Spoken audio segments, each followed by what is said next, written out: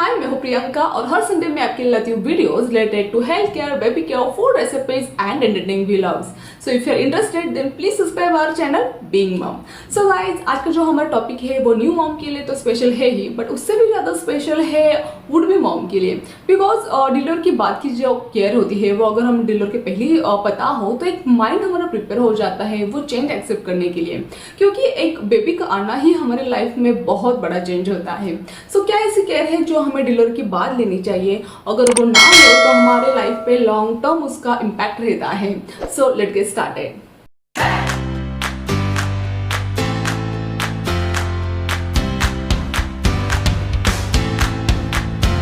Delivery के बाद हमारे शरीर का बहुत ज़्यादा नुकसान होता है, तो उसे भरने के लिए प्लस डिलीवरी में जो हमारा पेट बढ़ता है तो उसे कम करने के लिए जो केयर होती है वो दोनों केयर आज हम डिस्कस करने वाले हैं।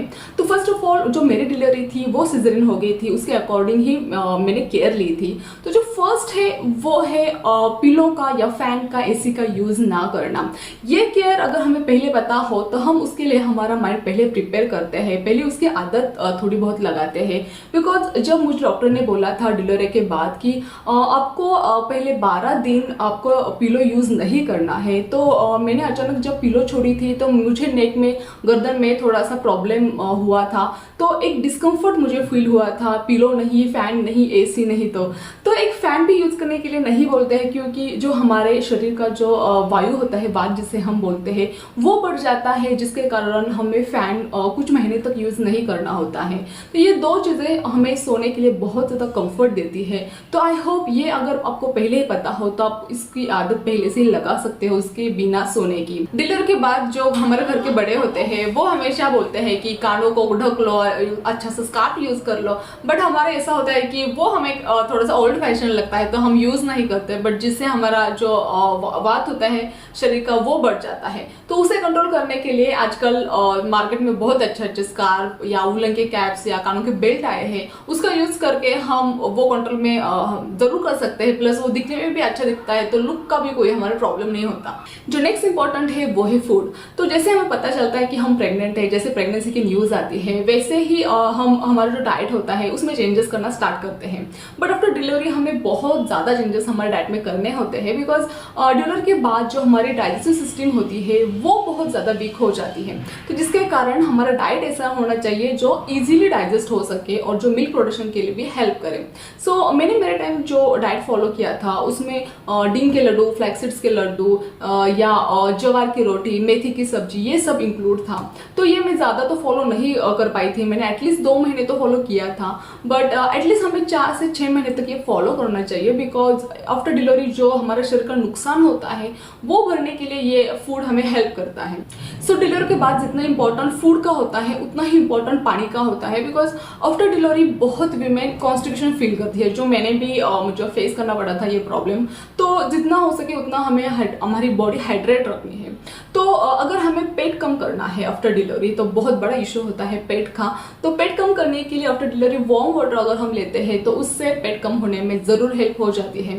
बट बहुत बार ऐसा होता है कि हमें वार्म वाटर पीने की बिल्कुल आदत नहीं होती है, और एकदम से हम डिलीवरी के बाद अगर वार्म वाटर पीने लगे तो हम वो कम क्वांटिटी में पीते हैं, तो फिर से हमारी बॉडी डिहाइड्रेट होना स्टार्ट हो जाती है और फिर से कॉन्स्टिपेशन को हमें फेस करना पड़ सकता है। सो इस केस में अगर हमें वार्म वाटर नहीं जा रहा है तो एटलीस्ट जो कोकोनट वाटर है और जो नॉर्मल टेम्परेचर का वाटर है वो अगर भी हम पीते हैं तो भी कोई प्रॉब्लम नहीं। बट हमें इतना ध्यान रखना है कि जितना हो सके उतना हमें हमारी बॉडी को हाइड्रेट रखना है। डिलीवरी के बाद बढ़े हुए पेट को कम करने के लिए बेल्ट का बहुत बड़ा यूज होता है। बट बेल्ट के बारे में हमारे माइंड में क्वेश्चंस होते हैं, लाइक बेल्ट यूज करना चाहिए या दुपट्टा, कब बेल्ट यूज करना स्टार्ट करना चाहिए, कितने दिन तक हम बेल्ट यूज कर सकते हैं, या दिन में कितने बार हमें बेल्ट का यूज करना चाहिए।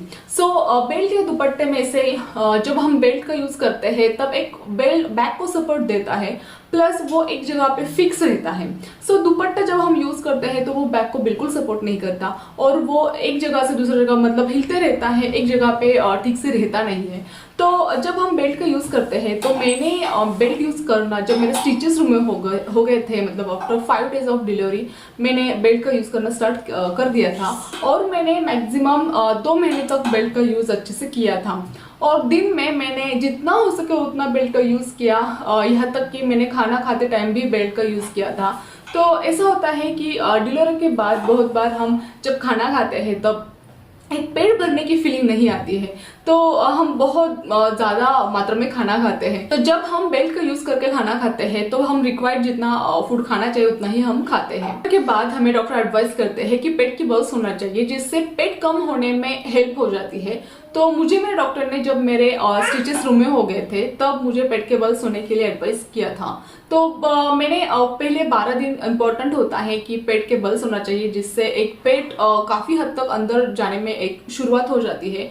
बट ये इंपॉर्टेंट है कि शुरुआती दिनों में ही पेट के बल्स होना चाहिए। तो जब हम पेट के बल्स होना स्टार्ट करते हैं तो फर्स्ट डे पे थोड़ा सा अलग लगता है, बट धीरे धीरे उसकी आदत लग जाती है। बट मेक श्योर कि शुरुआती दिनों में ही हमें पेट के बल्स होना है। बाद में 1 महीना होने के बाद, 2 महीना होने के बाद जब हम पेट के बल्स होते हैं तो उसका कुछ भी फायदा नहीं होता। जो नेक्स्ट है वो है कैल्शियम आयरन की टैबलेट, जो बहुत इंपॉर्टेंट होती है। तो हमें ऐसा एक फील होता है कि प्रेगनेंसी में बहुत ज़्यादा टैबलेट्स हमने ऑलरेडी ली होती है, तो आफ्टर डिलीवरी जब डिलीवरी हो जाती है तो हम रिलैक्स हो जाते हैं, तो कुछ भी टैबलेट्स लेने का मन नहीं होता। बट डॉक्टर रिकमेंड करते हैं कि एटलीस्ट पहले 3 महीने तो कैल्शियम आयरन की टैबलेट लेनी ही चाहिए। अगर हम 6 मंथ तक लेते हैं तो वेल एंड गुड है।